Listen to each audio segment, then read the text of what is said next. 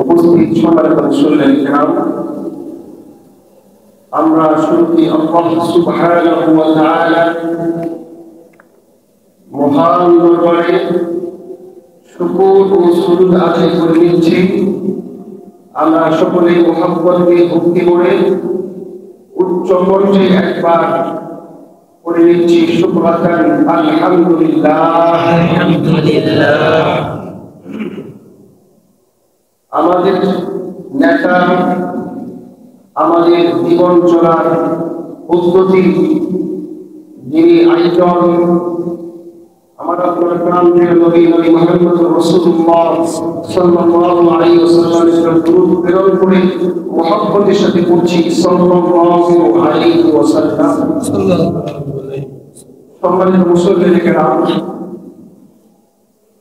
আমরা আলোচনা করতেছিলাম কালিমা সম্পর্কে। গত জুমায় আমরা কালিমার মূল কথা কি সেই সম্পর্কে আলোচনা করেছিলাম। আল্লাহ সুবহানাহু ওয়া তাআলা যদি তৌফিক এনায়েত করেন, তাহলে আজকে এখন থেকে আমরা কালিমার তৈরিবার দাবি সম্পর্কে আলোচনা করব ইনশাআল্লাহ তাআলা। ওয়া মা তাওফীকি ইল্লা বিল্লাহ। কালিমা তৈরিবার অসংখ্য দাবি রয়েছে, এর মধ্য থেকে আমরা গুরুত্বপূর্ণ 5টি দাবি সম্পর্কে আলোচনা করব ইনশাআল্লাহ তাআলা। এই কালিমা তৈরিবার প্রথম দাবি হচ্ছে আমাদের সকল ইবাদত হবে কার জন্য? বলেন, আমাদের সকল ইবাদত কার জন্য হবে? আল্লাহ। বলেন আল্লাহ। আল্লাহ বলার সময় যাতে আমাদের মুখটা ভরে যায়, আল্লাহ না, আল্লাহ। আমাদের সকল ইবাদত হবে একমাত্র আল্লাহ তাআলার জন্য। আমাদের যাবতীয় ইবাদত, বন্দেগী, জিকির, আজকার, তাসবিহ, তাহলিল সমস্ত কিছু হবে একমাত্র কার জন্য? আল্লাহ পাক রব্বুল আলামিনের জন্য। এই কথাটা বোঝার পূর্বে আমাদেরকে জানতে হবে ইবাদত কাকে বলে। ইবাদত কাকে বলে? আমরা ইবাদত বলতে বুঝি নির্দিষ্ট কিছু আমল, যেমন সালাত আদায় করা, সিয়াম পালন করা, যাকাত আদায় করা, হজ আদায় করা, ওয়াজ মাহফিল করা, জিকির আজকার করা, মসজিদ মাদ্রাসায় দান সদকা করা, ব্রিজ, রাস্তাঘাট, ব্রিজ কালভার্ট করে দেওয়া ইত্যাদি কাজকে আমরা সওয়াবের কাজ, ইবাদত বলে মনে করে থাকি। হ্যাঁ, নিঃসন্দেহে এগুলো ইবাদত। এগুলো ইবাদত নয় কথা বলা যাবে না, বরং এগুলো নিঃসন্দেহে ইবাদত। কিন্তু এগুলোই পরিপূর্ণ ইবাদত এ কথা বলা যাবে না, কারণ ইসলাম হচ্ছে একটা বৃক্ষের মতো। কিসের মতো? একটা বৃক্ষের মতো, একটা গাছের মতো। একটা বৃক্ষের যেমন অসংখ্য অগণিত ডালপালা থাকে, ঠিক তেমনিভাবে ইসলাম একটা বৃক্ষ। এর একটা ডালের নাম হচ্ছে নামাজ, এর একটা ডালের নাম হচ্ছে যাকাত, এর একটা ডালের নাম হচ্ছে হজ পালন করা, এর একটা ডালের নাম হচ্ছে যাকাত আদায় করা, দান সদকা করা ইত্যাদি। তাহলে শুধুমাত্র এই কয়েকটা বিষয় ইবাদতের ভিতরে সীমাবদ্ধ নয়। আসলে সত্যিকার ইবাদত কি, সেটা হচ্ছে আমাদের জীবন চলার পথে সমস্ত ক্ষেত্রে আল্লাহ পাক রব্বুল আলামিনের নির্দেশ অনুযায়ী এবং রাসূল কারীম সাল্লাল্লাহু আলাইহি ওয়াসাল্লামের পদ্ধতি অনুযায়ী জীবন যাপন করাকেই বলা হয় ইবাদত। তাহলে ইবাদত কি? আমাদের জীবনের প্রত্যেকটা ক্ষেত্রে আল্লাহ তাআলার কি আদেশ, কি নিষেধ এবং রাসূল কারীম সাল্লাল্লাহু আলাইহি ওয়াসাল্লামের সুন্নাত তরিকা অনুযায়ী জীবন যাপন করা, এটাই হচ্ছে ইবাদত। আপনি মসজিদে বসে তাসবিহ তাহলিল করলেন, এটাই ইবাদতের ভিতরে সীমাবদ্ধ নয়।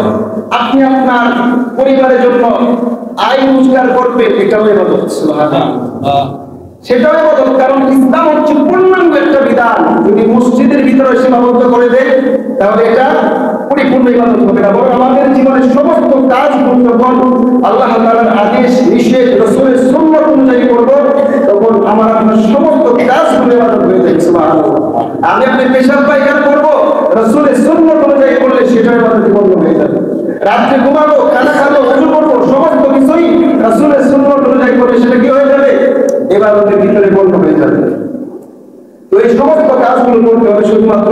আল্লাহ পাক রব্বুল আলামিনকে সন্তুষ্ট করার জন্য। আল্লাহ পাক রব্বুল আলামিন এই পৃথিবীতে শুধুমাত্র ইনসান এবং জিন এই দুই জাতি ব্যতীত যত মাখলুকাত সৃষ্টি করেছেন, সমস্ত মাখলুকগুলোকে শুধুমাত্র মানুষের জন্য সৃষ্টি করেছেন। সুবহানাল্লাহ। মানব জাতির খেদমতের জন্য। আর আমাকে আপনাকে আর জিনকে আল্লাহ পাক রব্বুল আলামিন শুধুমাত্র তার গোলামের জন্য সৃষ্টি করেছেন। সুবহানাল্লাহ।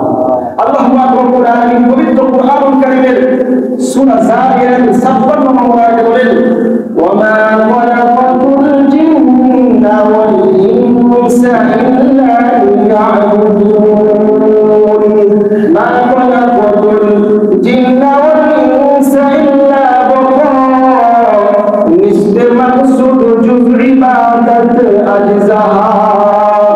মানুষ আর জিনকে আল্লাহ পাক রব্বুল আলামিন শুধুমাত্র আল্লাহ পাকের গোলামি আর দাসত্বের জন্য সৃষ্টি করেছেন। সুবহানাল্লাহ।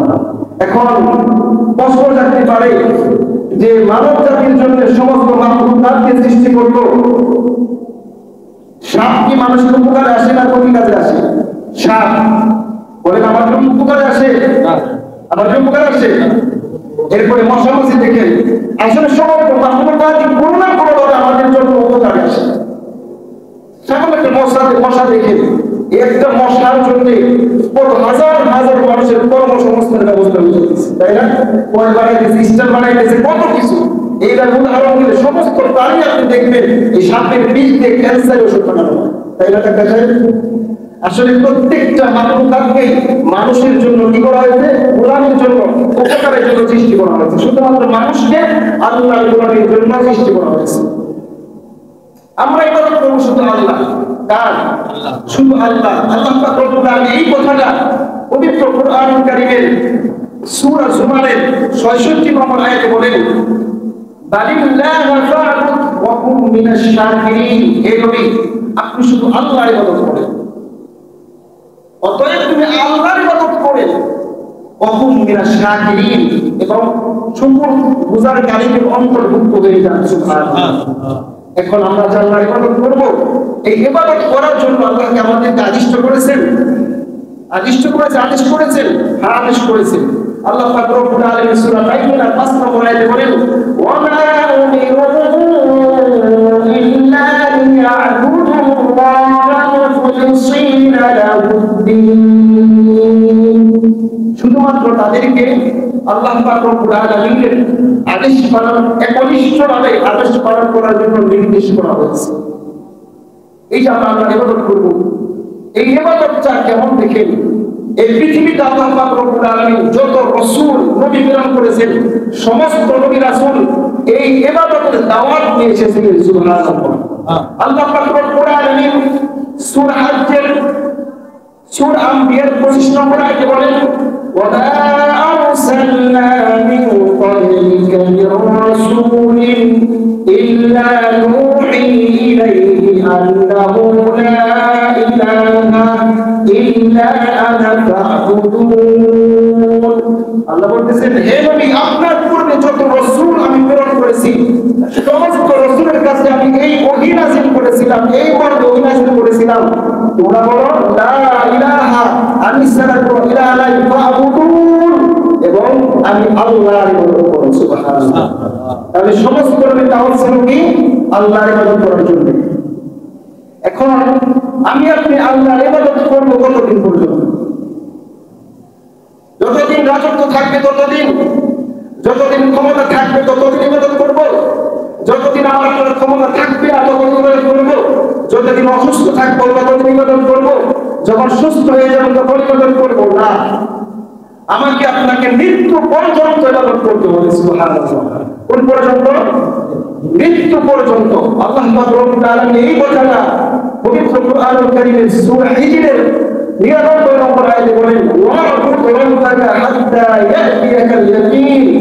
হে নবী, আপনার কাছে সুনিশ্চিত দিন আসা পর্যন্ত, অর্থাৎ মৃত্যু দিবস আসা পর্যন্ত আপনি আল্লাহর ইবাদত করেন। সুবহানাল্লাহ। তাহলে আমাকে আপনাকে কতদিন পর্যন্ত ইবাদত করতে হবে? কতদিন পর্যন্ত? যখন সুস্থ আছে তখন করবো, যখন অসুস্থ হয়ে গিয়ে তখন করবো না, মৃত্যু পর্যন্ত আমাকে আল্লাহর ইবাদত করতে হবে। আমরা যে আল্লাহর ইবাদত করব, এই আল্লাহর ইবাদত করা এটা আসলে আমরা এই বর্তমান এই ব্যস্তময় পৃথিবীর ব্যস্ততায় পড়ে আমরা সকলেই ব্যস্ত হয়ে গেছি, তাই না? সকলেই ব্যস্ত। দেখেন আল্লাহ পাক রব্বুল আলামিন আমাকে আপনাকে দিন রাতে 24টা ঘন্টা দিয়েছে। আমরা কতটা ব্যস্ত যে এই 24টা ঘন্টার ভিতর থেকে শুধু আল্লাহ পাক রব্বুল আলামিনের জন্য 5/50 অথবা আরো বেশি নামে আমি 5/25 মিনিট সময় আমি আল্লাহকে দিতে পারি না, ঠিক না? এতটাই ব্যস্ত আমরা। 25টা মিনিট 50 মিনিট সময় আমি আল্লাহকে দিতে পারি না। আল্লাহ বলেন আসলে ইবাদতের জন্য সময় থাকবে না, সময়টা বের করে নিতে হবে। এই ব্যস্ততার ভিতরে আমাকে সময় বের করে নিতে হবে। আল্লাহ পাক রব্বুল আলামিন এই কথাটা পবিত্র কোরআনুল কারীম সূরা আন-কাবুতের 56 নম্বর আয়াতে বলেন, ইয়া ইবাদিয়াল্লাযীনা আমানু ইন্না আরদি ওয়াসি'আতুন ফাইয়্যায়া ফা'বুদুন। হে আমার বান্দারা, ইয়া ইবাদিয়াল্লাযীনা আমানু, হে আমার বান্দারা, ইন্না আরদি ওয়াসি'a, নিশ্চয় আমার জমিন অনেক প্রশস্ত। তুমি এমন জায়গায় জব করতেছ যেখানে নামাজের সুযোগ দেয় না, চাকরি ছেড়ে দাও। আমার দুনিয়া প্রশস্ত, রিজিক তোমার ওই চাকরির ভিতরে সীমাবদ্ধ নয়, যেখানে গেলে তুমি স্বাধীনভাবে চলাফেরা করতে পারবে, আমি আল্লাহর গুনাহ করতে পারবে, সেখানে যাও। ফা'বুদুন, এবং আমি আল্লাহর ইবাদত করব। সুবহানাল্লাহ। এই যে আমরা আল্লাহর ইবাদত করব, এই ইবাদত করতে হবে ইখলাসের সাথে। মানুষকে দেখানোর জন্য করা যাবে না, ইখলাসের সাথে শুধু আল্লাহর জন্য করতেছি। আর এজন্য রাসূল পাক সাল্লাল্লাহু আলাইহি ওয়াসাল্লাম বলেন, আখলিস দীনাকা ইয়াকফিকাল আমালুল কলিল, যে তুমি তোমার দ্বীনকে, তোমার ঈমানকে ইখলাস দিয়ে কাজ করো, অল্প আমলে নাজাতের জন্য যথেষ্ট হয়ে যায়। সুবহানাল্লাহ। আর এজন্যই আল্লাহ পাক রব্বুল আলামিন সূরা বাকারা 3 নম্বর আয়াতে বলেন, আল্লাযী খালাকাল মাউত ওয়াল হায়াতা লিয়াবলুয়াকুম আইয়ুকুম আহসানু আমালা। আমি জীবন মৃত্যু সৃষ্টি করেছি কেন? কারণ মানুষকে পরীক্ষা করার জন্য। কি পরীক্ষা? আইয়ুকুম আহসানু আমালা, দেখি আমার কোন বান্দাটা উত্তম আমল করে। আয়াতের বাক্যটি দেখেন, আল্লাহ বলতেছেন আইয়ুকুম আহসানু আমালা, দেখি আমার কোন বান্দাটা বেশি সুন্দর আমল করে। হাসরের ময়দানে আমাদের আমলকে গণা হবে না ওয়েট করা, ওজন করা হবে? দেখি গণনা করা হবে। আমাদের আমলকে আল্লাহ তাআলা করবেন না, বরং ওজন করবেন। এজন্য আল্লাহ বলেছেন আহসানু আমালা, দেখি কে সুন্দর আমল করে। আল্লাহ বলেন না আকসারু আমালা, দেখি কে বেশি আমল করে। এজন্য আমাকে আমল করতে হবে ইখলাসের সাথে, সুন্দর করে, কারণ আমার আমলটা সেদিন মাপা হবে, গোনা হবে না। আল্লাহ পাক রব্বুল আলামিন পবিত্র কোরআনুল কারীমের সূরা জুমারের 3 নম্বর আয়াতে বলেন, আলা লিল্লাহিদ দীনুল খালিস, জেনে রাখো একনিষ্ঠ ইবাদত আল্লাহর জন্যই নিবেদিত হওয়া উচিত। সুবহানাল্লাহ। এই যে আমরা আল্লাহর ইবাদত করি, নামাজ পড়ি, রোজা রাখি, এই সমস্ত ইবাদত করা সহজ না কঠিন? বলে দেখি, সহজ না কঠিন? ঠিক, অবশ্যই কঠিন। কিন্তু কঠিন হলে কি সারা যাবে না? কি করতে হবে আমাকে আপনাকে? কেমন কঠিন দেখেন। এই যে শীতের মৌসুম, ফজরের সময় কেমন শীত পড়ে। এই শীতের মৌসুমে ওই ফজর আযান যখন হয়ে যায়, যে আল্লাহর বান্দাটা নরম বিছানা ত্যাগ করে, আরামের ঘুমকে হারাম করে, ঠান্ডা পানিতে যখন ওযু করবার যায়, আল্লাহ তাআলা ফেরেশতাদেরকে ডাকতে বলে, ফেরেশতারা দেখো, তোমরা আমরা যে বান্দাকে সৃষ্টি করতে নিষেধ করেছিলে বা এই পরামর্শ দিয়েছিলে, এদেরকে সৃষ্টি না করলে ভালো হয়, কারণ যারা জমিনে যে খাদ্য ফাসাদ করবে। দেখো আমার এই বান্দাটা গভীর রাত্রে কোনো মানুষকে দেখানোর জন্য নয়, তার জন্য ওযু করতেছে, আরামের ঘুমকে হারাম করছে। দেখো ফেরেশতারা আল্লাহ শুধু আপনাকে সন্তুষ্ট করার জন্য আপনাকে ভালোবেসে, তখন আল্লাহ পাক রব্বুল আলামিন বলে, ফেরেশতারা সাক্ষী থাকো, আমার যে বান্দাটা শুধু আমাকে সন্তুষ্ট করার জন্য ফজরের সময় মানুষ দেখে না। এজন্য হাদিসে আসছে, কোন ব্যক্তি যদি ফজরের নামাজ হাজির হয়, তাকে তুমি ঈমানদার ঘোষণা দাও। সুবহানাল্লাহ। আপনি জোহরে আসবেন, আসরে আসবেন, মাগরিবে আসবেন, মানুষ দেখে আরে মুরব্বি মানুষ দাঁড়িয়ে চুপ রেখে গেছে, না গেলে কেমন দেখা যায়, কিন্তু ফজরের সময় কেউ দেখে না। এজন্য ফজরের সময় যে সমস্ত মানুষগুলো মসজিদে এসে জামাতের সাথে নামাজ আদায় করে এদের ঈমানদার হিসেবে নবীজি ঘোষণা দিতে বলেছেন। সুবহানাল্লাহ। আল্লাহ বলেন, ফেরেশতারা আমার যে বান্দারা তো গভীর রাত্রে কম করে শীতের ভিতরে আরামের মনকে হারাম করে ঠান্ডা পানি ওযু করতেছে, আমাকে মহব্বত করে তোমরা সাক্ষী থাকো, আমি আমার এই বান্দাদের জন্য জাহান্নামের আগুনকে হারাম করে দিলাম। সুবহানাল্লাহ। অতএব ইবাদত করা কঠিন, কিন্তু ইবাদত করতে হবে কিভাবে? ধৈর্যের সাথে। আল্লাহ পাক রব্বুল আলামিন এই কথাটাও পবিত্র কুরআনুল কারীমের সূরাতুল মারিয়ামের 65 নম্বর আয়াতে বলেন, রব্বুস সামাওয়াতি ওয়াল আরদি ওয়া মা বাইনাহুমা ফা'বুদহু ওয়াসতাবির লি'ইবাদাতি। আসমান জমিন এর মানে যা কিছু আছে সবকিছুর মালিক কে? আল্লাহ। এরপরে বলেন ওয়া'বুদহু ওয়াসতাবির লি'ইবাদাতি, সে আল্লাহর ইবাদত করো, ইবাদতের মধ্যে ধৈর্য ধারণ করো। সুবহানাল্লাহ। ইবাদত ধৈর্য ধারণ করে করতে হবে, কারণ ইবাদত করা কঠিন, বড় কঠিন আমাদের জন্য, কিন্তু কঠিন অপেক্ষা করে যখন আপনি করবেন আল্লাহ আপনার জন্য পুরস্কারের ব্যবস্থা রেখেছেন। সুবহানাল্লাহ। এরপর আসলে আমরা ইবাদত করব, ইবাদতের ভিতরে কোন প্রকারের শিরক থাকা যাবে না। কি থাকা যাবে না? শিরক থাকা যাবে না। আল্লাহ পাক রব্বুল আলামিন এই কথাটা পবিত্র কুরআনুল কারীমের সূরা কাহফের 110 নম্বর আয়াতে বলেন, فمن كان يرجو لقاء ربه فليعمل عملا صالحا। যে ব্যক্তি আল্লাহ পাক রব্বুল আলামিনের সাথে সাক্ষাৎ করার ইচ্ছা পোষণ করে, আমরা যখন জান্নাতে যাব আল্লাহ পাক আমাদের সকলকে জান্নাতবাসী করে সকলে বলে আমিন। জান্নাতে যাওয়ার পরে একটা মুমিনের সবচেয়ে আনন্দের মুহূর্ত থাকবে আল্লাহর সাথে সাক্ষাৎ করা। সুবহানাল্লাহ। আল্লাহর দিদার পাওয়া। আল্লাহ বলেন ফামান কানা ইয়ারজু লিকাআ রাব্বিহি, যে ব্যক্তি তার রবের সাক্ষাৎ কামনা করে আশা করে, সে ব্যক্তি কি করবে? ফালিয়ামাল আমালান সালিহা, সে যেন নেক কাজ করে, ভালো কাজ করে, ওয়ালা ইউশরিক বিইবাদাতি রাব্বিহি আহাদা, আর তার রবের ইবাদতের সাথে কাউকে যেন শরীক না করে। সুবহানাল্লাহ। কাউকে শরীক করা যাবে না। আপনি ইবাদত করতেছেন, আবার শরীক করতেছেন, তাহলে আপনি এই ইবাদতটা আল্লাহর জন্য করতেছেন না, বরং আপনি পরোক্ষভাবে আপনি মুশরিকের মতো হয়ে যাবেন। তাহলে কথা হলো, এক নাম্বার কালিমার 1 নম্বর দাবি হলো ইবাদত শুধু কার জন্য হবে? আল্লাহর জন্য। আল্লাহ পাক রব্বুল আলামিন আমাদের সকল ইবাদত, সকল কাজগুলো শিরক মুক্ত, রিয়া মুক্ত আল্লাহ তাআলার জন্য করার তৌফিক দান করুন সকলে বলি আমিন। এরপর কালিমার 2 নম্বর দাবি। কালিমার 2 নম্বর দাবি হচ্ছে শিরক ও তাগুতকে বর্জন করতে হবে। কি? শিরক এবং তাগুতকে বর্জন করতে হবে। সকলে বলে কালিমার 2 নম্বর দাবি কি? শিরক এবং তাগুতকে বর্জন করতে হবে। শিরক আর তাগুতটা কি? শিরক আর তাগুতটা কি? শিরক এমন, শিরকের আগে তাগুত সম্পর্কে আলোচনা করি, কারণ তাগুতটা খুব মারাত্মক একটা বিষয়।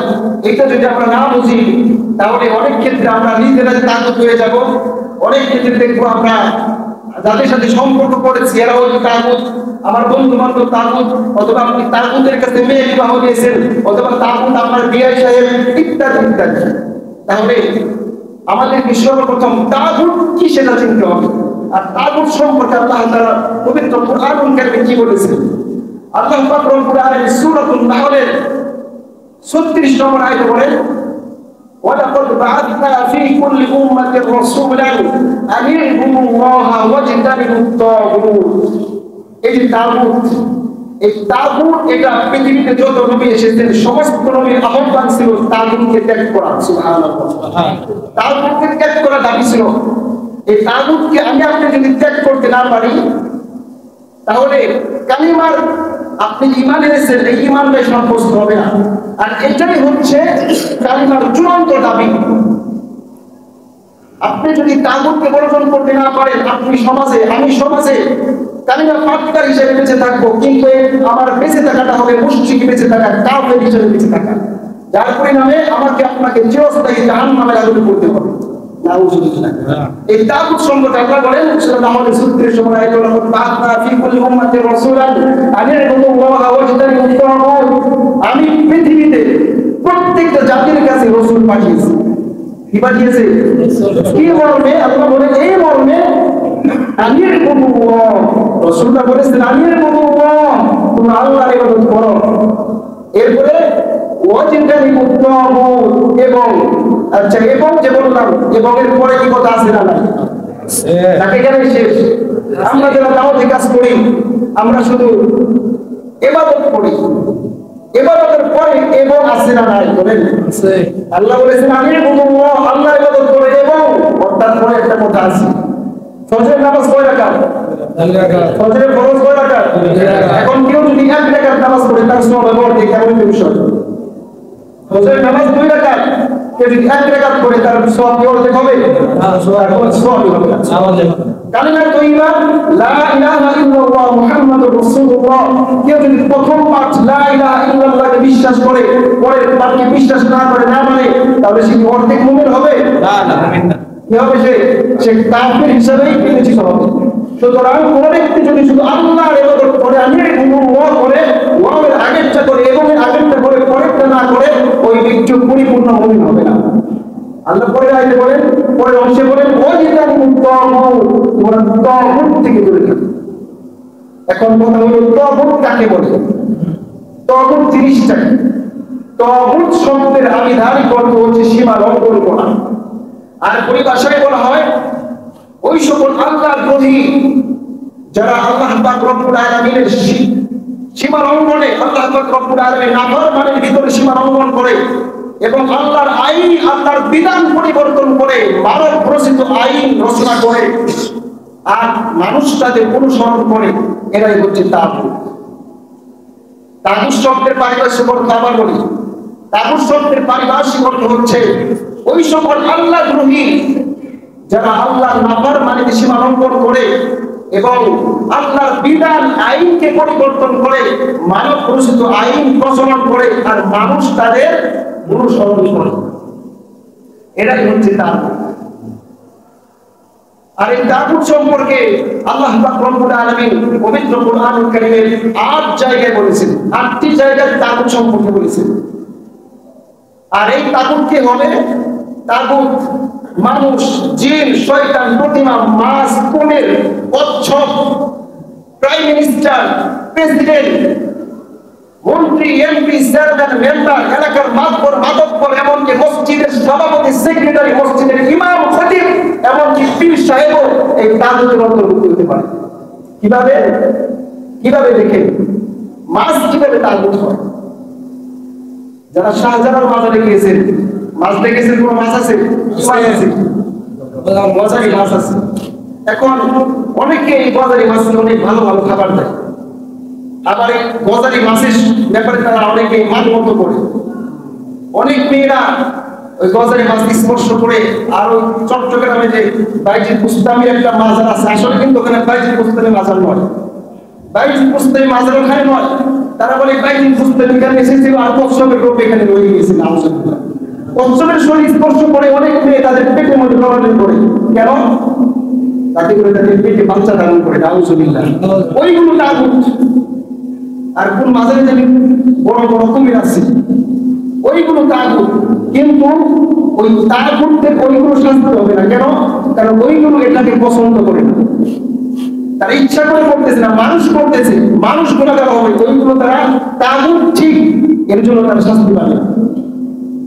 এরপরে আসেন যারা আল্লাহর আইন পরিবর্তন করে, মানব রচিত আইন চালু করে, এরাও তাগুত।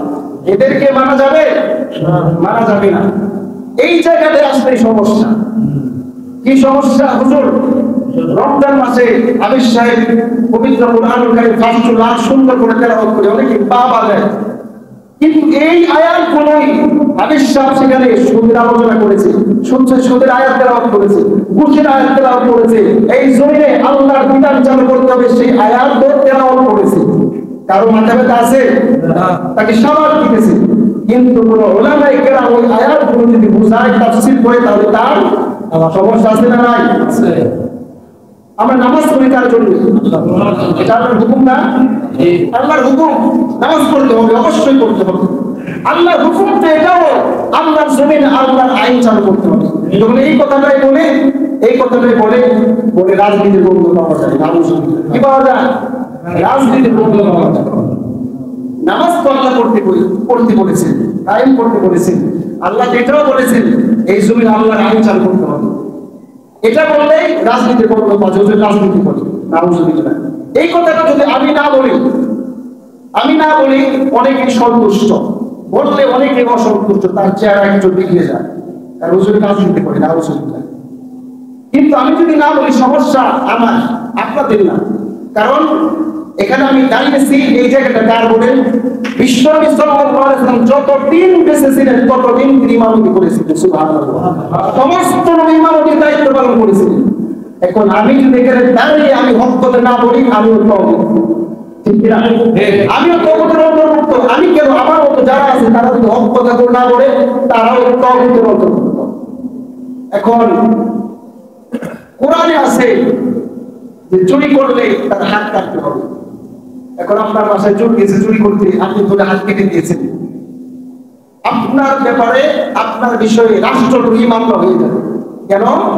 আমাদের দেশের আইনে চুরি করলে হাত কাটার বিধান আছে? বিধান নাই। এই যে বিধান, আইন পরিবর্তন করা হলো, আল্লাহর আইনের পরিবর্তন করা হলো, আপনাকে পুলিশ এসে ধরে নিয়ে যাবে। আপনি বলবেন আমি তো আল্লাহর কোরআনের আয়াত দেখে আয়াতটা দেখে আল্লাহর কোরআনে বলেছে, অর্থাৎ আমি তো আল্লাহর নির্দেশ পালন করেছি, আমাকে কিছু পুরস্কার দিয়ে যাও। একথা যদি বলে তাকে ছাড় দিবে? তাকে ধরে জেনে নিয়েছে, রাষ্ট্রদ্রোহী মামলা দিয়ে দিবে। কিন্তু এটা আল্লাহর আইন। এরপরে জিনাকার সম্পর্কে আল্লাহ তাআলা বলেন, আয-যানিয়াতু ওয়াজ-যানি ফাজলিদু কুল্লা ওয়াহিদিন মিনহুমা মিয়াতা জালদা। জিনাকারী নারী পুরুষ যদি অবিবাহিত হয় তাদেরকে 100 বেত্রাঘাত করতে হবে। মানুষের সামনে, একজন মুমিন বান্দার সামনে বেত্রাঘাত করতে হবে।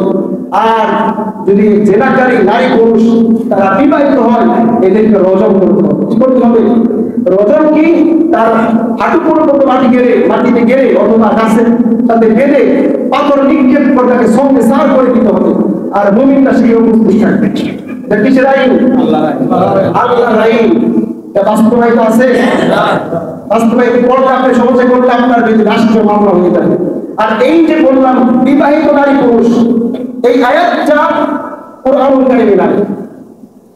বিবাহিত নারী পুরুষকে সঙ্গে সার করার বিধান কোরআনে, এই আয়াতটা কোরআনুল কারীমে নাই। এখন সমাজের কিছু মানুষ আছে আহলুল কোরআন দাবি করে। কি দাবি করে? আহলুল কোরআন দাবি করে। তারা এই আয়াতটা আহলুল কোরআন যেহেতু দাবি করে, কোরআনের ভিতরে আয়াতটা নাই। কিন্তু রাসূল কারীম সাল্লাল্লাহু আলাইহি ওয়াসাল্লামের যখন কোরআন নাযিল করা হয়েছিল তখন আয়াতটা ছিল। এখন আয়াত নাই, কিন্তু আয়াতের হুকুম জারি আছে। কি আছে? কোরআনুল কারীমের আয়াত দুই প্রকারের। এক আয়াত দ্বারা আরেক আয়াত রহিত হয়ে যায়। রহিত আবার দুই প্রকার। অর্থাৎ কিছু কিছু আয়াত জারি থাকবে, এর হুকুমটা রহিত হয়ে যাবে। আবার কিছু কিছু আয়াত থাকবে না, এর হুকুম থাকবে। এর মধ্যে একটি আয়াত হচ্ছে আশ-শাইখু ওয়াশ-শাইখাতু ইযা জানায়া ফারজুমুহুমা। আয়াতটা কোরআনুল কারীমে নাই। এটা নাই, কিন্তু হুকুমটা জারি রয়েছে, হুকুম মানতে হবে। এটা বুখারী শরীফে রয়েছে। বিশ্বনবী সাল্লাল্লাহু আলাইহি ওয়াসাল্লাম সম্পর্কে হাদিসে বুখারী শরীফের হাদিসে বলেন, ইন্না বা'দা মুহাম্মাদ সাল্লাল্লাহু আলাইহি ওয়াসাল্লাম বিল হক। মুহাম্মদ সাল্লাল্লাহু আলাইহি ওয়াসাল্লামকে সত্য নবী হিসেবে প্রেরণ করা হয়েছে। হাদিস লম্বা, এটা শুধু বাংলা বলতেছি। সত্য নবী হিসেবে প্রেরণ করা হয়েছে। আর তার উপরে একটা কোরআন, একটা কিতাব নাযিল করা হয়েছে। সেই কিতাবের মধ্যে ছিল রজমের আয়াত। সাহাবায়ে কেরাম বলেন যে পড়নাহা ওয়া আকালনাহা ওয়া আওয়াইনাহা, আমরা সেই কোরআন আয়াত পড়েছি, মুখস্থ করেছি, আমরা অনুধাবন করেছি। ফারাজান রাসূলুল্লাহ সাল্লাল্লাহু আলাইহি ওয়াসাল্লাম ওয়ারাজানা বা'দাহু, রাসূল সাল্লাল্লাহু আলাইহি ওয়াসাল্লাম রজম কায়েম করেছেন। আমরা রাসূলের মৃত্যুর পর রজম করেছি। কিন্তু সমস্যা কোথায়? সাহাবায়ে কেরাম বলেন ফাআখশা ইন ক্বালা বিন নাসি জামানুন আন ইয়াকুলা কাইলুন, যখন জামানা দীর্ঘ হয়ে যাবে, অর্থাৎ বর্তমান জামানায় ধরে তার লম্বা 1400 বছর দীর্ঘ একটা জামানা চলে আসছে, এই জামানায় এসে কিছু মানুষ বলতেছে আমি আশঙ্কা করতেছি লম্বা একটা জামানার পরে মানুষ বলবে মা নাজিদুর রাজমা ফি কিতাবিল্লাহ, যে কিতাবের মধ্যে আমরা রজমের আয়াত পাই না। নাউযুবিল্লাহ। কিতাবের মধ্যে আমরা রজমের আয়াত পাই না। আসলে রজমের আয়াত নাই কোরআনে, কিন্তু হাদিসে আছে। কি আছে? হাদিস আছে। এর কারণে পরে বলতে বলেন যে এর কারণে কিছু মানুষ আল্লাহ তাআলার ফরজ কিতাবের আয়াতকে তারা লঙ্ঘন করবে আর মানুষদেরকে কম কষ্ট করবে। এই আয়াতটা কোরআনুল কারীমে নাই, কিন্তু হাদিসে রয়েছে। এজন্য হাদিস কোরআন দুইটা আমাদেরকে মানতে হবে। শুধু আহলুল কোরআন হলে চলবে না, শুধু আহলুল হাদিস হলেও চলবে না। ঠিক কিনা? দুইটা আমাদেরকে মানতে হবে। যাই হোক বলতেছিলাম, ওই বিধান সম্পর্কে যে সমস্ত নারী পুরুষ জেনা করবে এদেরকে সঙ্গে সাথে বিবাহিত হলে সঙ্গে সাথে করে দিতে হবে। এটা কোরআনের আইন। আপনি ডান পাশ দিয়ে চলবেন, গাড়ি যদি ডান পাশ দিয়ে বের করেন আপনাকে কি বলবে, আপনি রং সাইডে চলতেছেন, ঠিক না? রং শব্দের অর্থ কি? ভুল। ভুল। আপনি যদি বলেন আমি তো রং সাইডে না, আমি তো দিস ইজ রাইট, আমি রাইট পথে আছি, আপনাকে কি করবে? আপনাদের মামলা দেবেন। ডান পাশ দিয়ে চলা কি সুন্নাহ। সৌদি আরব দেখেন, কাতার দেখেন, সেখানকার গাড়ি ডান পাশ দিয়ে চলে। আমাদের দেশে গাড়ি কেন বাম পাশ দিয়ে চলে? কেন? কারণ আমাদের দেশের যারা এগুলো নাড়াচাড়া করে, রাজনীতিতে নাড়াচাড়া করে, হচ্ছে বেশিরভাগ সেই পশ্চিমাদের ইঙ্গিতের নাড়াচাড়া করে। এই জন্যই আমাদের দেশে সেই পশ্চিমাদের মতো বাম পাশ দিয়ে গাড়ি চলে, ঠিক কিনা? সৌদি আরব কাতারে ডান পাশ দিয়ে গাড়ি চলে, আর সেটাই সুন্নাহ। আমরা চলে বাম পাশ দিয়ে। অতএব এই তওয়াক্কুলকে বর্জন করতে হবে। আপনার ইশারায় নিতে বোঝেন, তওয়াক্কুলকে বর্জন করতে হবে। মানে মসজিদের কমিটি যদি ইমাম সাহেবকে সীমাবদ্ধ করে দেয়, এর ভিতরে আলোচনা করতে হবে। কথা বলা যাবে না, বা যেটা কোরআন আছে সেটা বলা যাবে না, ওই কমিটির তওয়াক্কুলের অন্তর্ভুক্ত। কোন পীর সাহেব যদি গরিবকে বিভিন্ন শিরকি কার্যকলাপ বলতে পারে, ওই পীর সাহেবের তওয়াক্কুলের অন্তর্ভুক্ত। আল্লাহ পাক রব্বুল আলামিন আমাদের সকলকে কালিমার দুইটা দাবি সম্পর্কে আলোচনা করব। হলো এই তাগুতের আলোচনা রয়েছে, একটা আয়াত যেহেতু রয়েছে, শুধুমাত্র একটা আয়াত বললাম, এর মধ্যে আরো 7টি আয়াত রয়েছে। আল্লাহ তাআলা তাওহীদ এর তাগুত সম্পর্কে আগামী জুমায় বলবো, এবং আরো 3টি যে দাবি রয়েছে সেই সম্পর্কে আমরা কালিমার তৈবার 3টি দাবি সম্পর্কে আলোচনা করব। আল্লাহ পাক রব্বুল আলামিন আজকের আলোচনা থেকে আমাদের সকলকে আমাদের ইবাদত করব শুধুমাত্র আল্লাহর জন্য করার তৌফিক দান করুন সকলে বলে আমিন। আমাদের সকলকে তাগুতকে বর্জন করার তৌফিক দান করুন সকলে আমিন।